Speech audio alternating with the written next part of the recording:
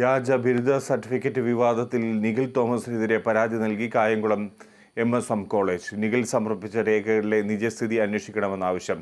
നിഖിൽ ഹാജരാക്കിയ മുഴുവൻ രേഖകളിലും കലിംഗ സർവകലാശാലയുടെ വിവരങ്ങൾ തേടി കേരള സർവകലാശാല. വ്യാജ ബിരുദ സർട്ടിഫിക്കറ്റ് വിവാദത്തിൽ പോലീസിലും സർവകലാശാല രജിസ്ട്രാർക്കുമാണ് കായംകുളം MSM കോളേജ് അധികൃതർ പരാതി നൽകിയത്. നിഖിൽ ഹാജരാക്കിയ രേഖകളുടെ നിജസ്ഥിതി അന്വേഷിക്കണമെന്ന് പരാതിയിൽ പറയുന്നു.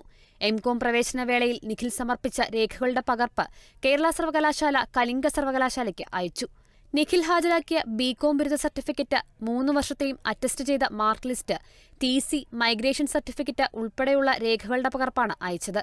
നിഖിൽ തോമസ് എന്നൊരു വിദ്യാർത്ഥി പഠിച്ചിട്ടില്ലെന്ന കലിംഗ സർവകലാശാല രജിസ്ട്രാറുടെ പ്രതികരണത്തിന് പിന്നാലെയാണ് നടപടി.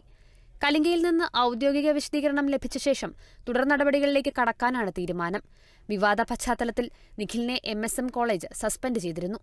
കോളേജ് നിയോഗിച്ച 5-അംഗ സമിതി 2 ദിവസത്തിനകം റിപ്പോർട്ട് സമർപ്പിക്കും. അതേസമയം വ്യാജബിരുദ സർട്ടിഫിക്കറ്റുമായി ബന്ധപ്പെട്ട വിഷയത്തിൽ നിഖിൽ തോമസ് ചെയ്തത് കൊടുംചതിയാണെന്ന് CPM കായംകുളം ഏരിയ സെക്രട്ടറിയും വ്യക്തമാക്കിയിരുന്നു.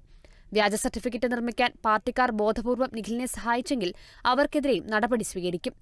കോളേജിൽ പ്രവേശനം നേടണമെന്നാവശ്യപ്പെട്ട് നിഖിൽ സമീപിച്ചിരുന്നതായും ഇങ്ങനെ ചതിക്കുന്നവരോട് പാർട്ടി ഒരു തരത്തിലും വിട്ടുവീഴ്ച ചെയ്യില്ലെന്നും അദ്ദേഹം പറഞ്ഞു. News desk, Kerala vision news.